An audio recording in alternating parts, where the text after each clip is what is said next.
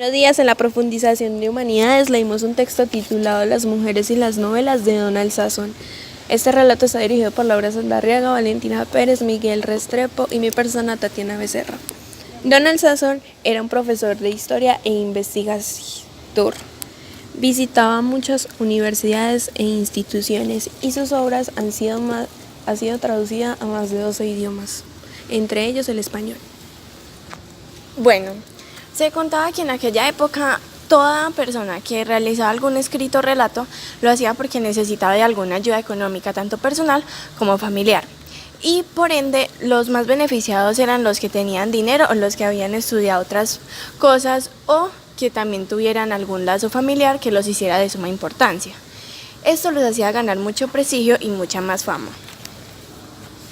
Se dice que aún muchos de los más famosos escritores europeos, sus familias los sustentaban económicamente o recibían una pensión del Estado.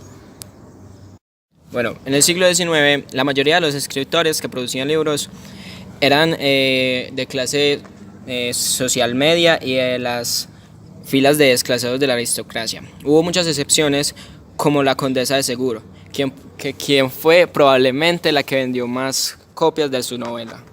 Bueno, es importante mencionar que en aquella época también las mujeres no tenían el mismo derecho a los hombres para tener educación en las letras y por lo tanto ellos eran los que tenían de cierta manera mucha mayor ventaja en la publicación de sus libros.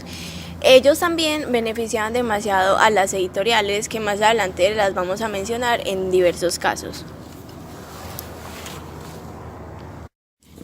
Marc Angenot ha estimado que en la Francia de la década de 1880 solo el 4% de las personas que habían escrito un libro eran mujeres. Sin embargo, no se sabe con exactitud si esta cifra era real, puesto que la mayoría de las mujeres utilizaban seudónimos masculinos para poder tener fama. Y esto lo hacían ya que los críticos se fijaban mucho más que todo en los hombres que las mujeres y les daban un prestigio menor. Entre las escritoras populares se menciona a Johanna Schopenhauer, que es una viuda de un próspero comerciante y madre de un famoso filósofo. Esta publicó un libro titulado Gabriele y fue el que se convirtió en un éxito de ventas. Bueno, se menciona también que las escritoras británicas tenían el número superior de participación en dicho ámbito y también eran diversas cifras que, como ya lo habíamos dicho anteriormente, no se sabe con exactitud si eran ciertas o no. Bueno, Elena Fortún, nacida en Madrid el 17 de noviembre de 1886,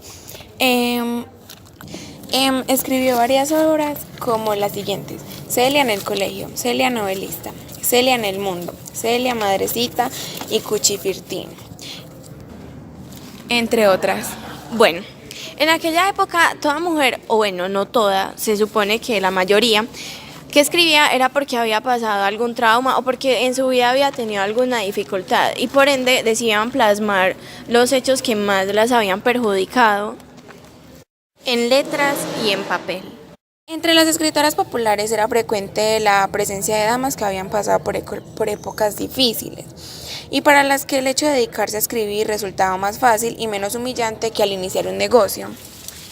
El negocio era como una parte fundamental en la cual podía participar la mujer, ya que en el arte, en la música y en otras acciones no era tan permitida y tan favorecida como se esperaba.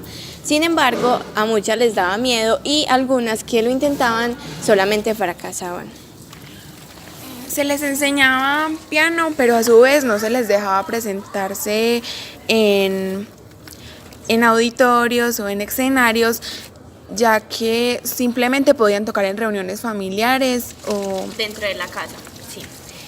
También se menciona que prácticamente el género que escribían las mujeres era la novela. Como ya lo habíamos dicho, en estas se expresaban por medio de inconformidades, bueno, muchas historias parecidas a su realidad. Fanny Trollope empezó a escribir libros que le dieron la oportunidad de sustentar a su familia, que era muy amplia. Su hijo estaba trabajando en el servicio de correos y sacó su don de escritura. Anthony, el hijo de Fanny, se levantaba a las 5 de la mañana antes de salir a trabajar y escribía 3 horas. Este decía que escribir libros se parece mucho a confeccionar zapatos.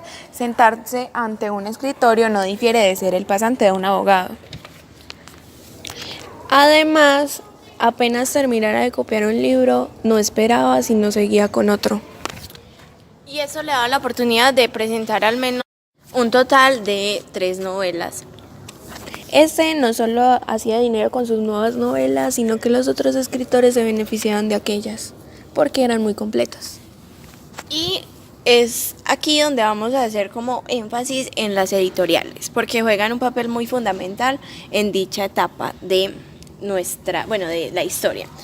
En aquel entonces, las editoriales siempre eran buscando a los mejores escritores y la mayoría eran hombres, puesto que, como ya lo habíamos dicho anteriormente, presentaban unos mejores escritos que no eran ni juzgados por exagerados ni tampoco por muy brillantes que digamos. Entonces esto en sí generaba mucha más economía y muchos más ingresos a los fabricantes de los libros. Pero cabe recalcar que muchas editoriales ganaron grandes ganancias por por novelas escritas por mujeres. Pero esa no era como o sea, sí ganaban plata o dinero por las mujeres, sin embargo eran más las que ganaban por hombres y por ende se despreciaba a la mujer y esta tenía menos oportunidades de triunfar. Un claro ejemplo es Blackwood, que le ofrecía bastantes libras por las publicaciones de muchos libros de muchas autoras que se van a mencionar próximamente. Bueno, todo era una competencia en el mercado. El dinero recibido por la venta de los libros era parte indispensable en el progreso, sin contar la fama que se pretendía recibir. Esto quiere decirnos que prácticamente si no tenían dinero, realmente estaban haciendo mal su trabajo, pero no era así. En realidad las mujeres hacían unos escritos tan maravillosos que no eran aceptados por la sociedad simplemente por ser superiores. Es más, hubo un momento en el que había una competencia entre mujeres. Ellas mismas se tiraban indirectas, puesto que había muchas más competencias y cada una tenía menos oportunidades de ganar. Un claro ejemplo fue William Carter, una gran novelista estadounidense escribida de este modo en 1895. Abro comillas. A veces me pregunto por qué Dios se ha dignado poner en alguna ocasión algún talento literario en manos de las mujeres, si tan habitual es que armen con él tan infernal desbarajuste. Creo que ha debido hacerlo con una especie de espantoso chiste. Y añadía de forma nada solidaria con su género. Si veo el anuncio de un nuevo libro escrito por una mujer, pues bueno, prefiero coger el escrito por un hombre. Retomando el tema de los ingresos que se ganaban por la venta de libros, yo quiero recalcar que en muchos casos sí entraban grandes cantidades de dinero. En la autobiografía de Troyepe menciona que en unos años, entre 1847 y 1879, se hizo con 68.939 libras, 17 chelines y 5 pequines, lo que arrojaba una media de 2.154 libras anuales, aunque esto no era gran cosa, porque entre los años de 1862 y 1874 hizo un promedio de 4.500 libras anuales, lo que nos da a entender que por ciertos libros sí entraban grandes ingresos. Bueno, vamos a continuar diciendo también que para romper los estigmas que había entre la competencia de mujeres, hubieron algunas que decidieron como romper los estigmas sociales, como lo fue George Sand, que nació en París de 1804 y murió en 1876. Ella fue una feminista que sirvió de inspiración y actuó de una forma que marcó a muchos y además ayudó a corregir la competencia entre mujeres que ya habíamos mencionado anteriormente. A dicha mujer le habían hecho como diversos comentarios con respecto a su labor, a sus funciones y a todo lo que decía, pero ella estaba en contra de eso y continuó ayudando a que las mujeres pudieran seguir en este ámbito lectoescritural. Sin embargo, no todo era malo, porque habían mujeres que también apoyaban a otras mujeres. Es como si una novela escrita por una mujer iba a ser leída por otra mujer que también podía estar en la misma situación o que también quería saber sobre lo que le pasaba a la compañera.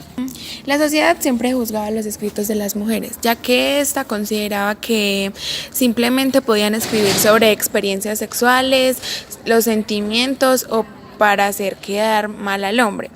Un claro ejemplo es algo que mencionan en este escrito, abro comillas, novelas en las que las mujeres se casan con sus mozos de cuadra en un arrebato de pasión sensual, en las que las mujeres ruegan a sus amantes que las lleven lejos de un marido y de un hogar que odian, en las que las mujeres, como mínimo, dan y reciben ardientes besos y frenéticos abrazos y viven en una ensoñación voluptuosa.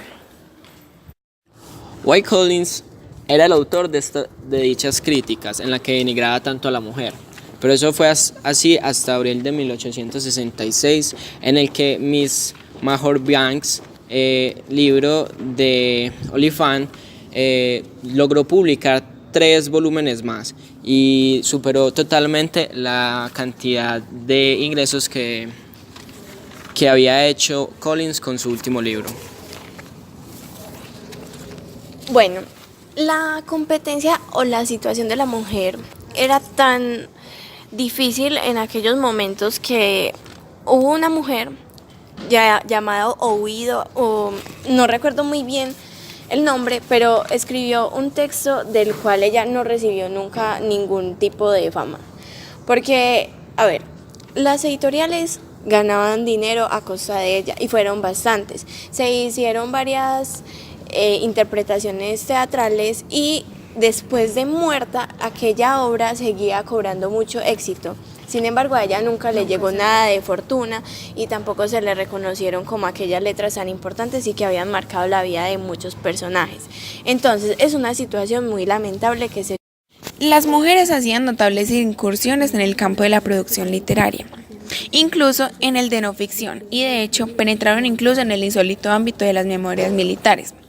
Tal es el caso de la obra titulada La doncella de la caballería, 1836. Bueno, hubo una mujer llamada Nadezhda Durúa que había realizado 9 años de servicio militar disfrazada de hombre. O sea, se puede ver por encima cómo era discriminada. Y podemos ver que esto es así, ya que se creía que las mujeres no podían escribir algo más que no ficción, no eran capaces de llegar a otro género literario. Bueno, pasó el tiempo y la Iglesia Católica Romana comenzó a tomar cartas en el asunto y comenzó a incluir más a la mujer en aspectos políticos, sociales, económicos y culturales. Y de allí comenzaron a tomarse en cuenta muchos más los escritos de las mujeres, tomando así también un poco el poder. O sea, ya no se le atribuía todo al hombre, sino que la mujer también comenzó a ser importante, no tan indispensable como se consideraba el hombre en aquel entonces, no. Pero sí comenzó a tomar un poco más de fuerza con sus actos y con sus palabras. Bueno, para tener claro por qué la mujer empezó a ser tan importante, debemos recordar que en un momento de la historia hubo un debate por saber si la mujer era hombre, si la mujer pertenecía a la ciencia o a la religión. Y esto hizo como una especie de división también ahí, era como una repartición, entonces era importante tenerlas en cuenta. Y desde ese momento se empezó a tener claro que la mujer formaba parte y también hacía cosas grandes. Bueno, a continuación nombraremos algunas mujeres y sus obras más importantes. Bueno, Sophie Ristaud-Coty, 22 de marzo de 1770, 25 de agosto de 1807. Obras, novelas. Clara de Alba, 1798. Malvina, 1800. Matilde o las Cruzadas, 1805. Isabel o los exiliados de Siberia, 1806. Y un poema en prosa titulado La toma de Jericó, 1804. Fanny Trollope, 10 de marzo de 1780, 6 de octubre de 1863. Unas obras eran The Domestic Manners of America, 1832, The Widow Barbey, 1839, The Vicar of Relics, 1937, The Lies and The Life and Adventures, 1834, Paris and the Parisons, Viera and the Austrians, 1838, y The Refuse in America, 1835. Bueno, Marianne Evans, que su seudónimo era George Eliot, nació el 22 de noviembre de 1819 y murió el 22 de diciembre de 1880. Algunas de sus obras son, en novelas está Adam Bede de 1859, que fue un gran éxito. Silas Marne, 1861. Rómola, 1863.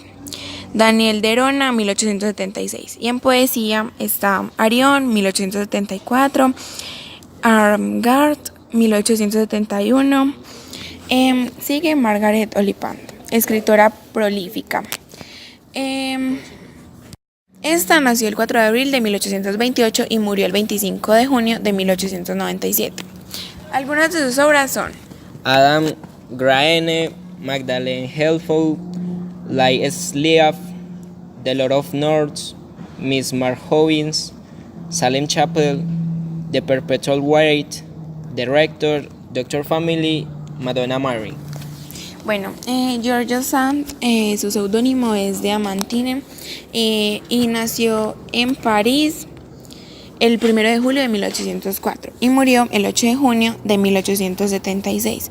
Y algunas de sus obras son Flaubert y Madame Bovary. Como habíamos hablado antes, las escritoras, se decía que las escritoras denigraban mucho a los hombres en sus novelas. Esto era tomado como novelas protofeministas, en las que siempre había una heroína valiente y carismática, y los hombres eran menospreciados y muy mal vistos desde sus obras. Bueno, en este género también se veía, en el género romántico también se veía la femme fatale, que era como una especie de creación monstruosa que decía que aquellos hombres que le hacían algún mal a la mujer, pues eran sentenciados o eran llevados. Era como una especie de invención, no sé si católica o social, pero el caso es que tuvo mucha influencia en aquel género literario. Bueno, la mayoría de las mujeres de la ficción eran una de estas dos cosas, o zorras o santas. Se le juzgaba también a las obras por exageradas o por muy, muy buenas. Y ya para ir finiquitando como este escrito, queremos decir que la lectoescritura empieza a tomar la misma importancia que el arte y la música, y la mayoría de las mujeres se empiezan a dedicar más que todo a esto, ya que para dedicarse a cosas como la pintura había que tomar clases de dibujo y de pintura, y eso necesitaba tiempo. En cambio, en la lectoescritura era prácticamente más fácil porque ellas mismas lo vivían en carne propia. debían empezar como mínimo a los 15 años. Bueno, sin embargo, hay que aclarar que habían mujeres con poder e influencia, mujeres prudentes, mujeres cultas, mujeres sensuales, mujeres religiosas, que se ocupaban de los asuntos de sus tierras mientras sus maridos se hallaban ausentes en las cruzadas. Bueno, esperamos que esta sección les haya gustado y que hayan aprendido un poco más de cómo era la escritura de las novelas en aquel entonces.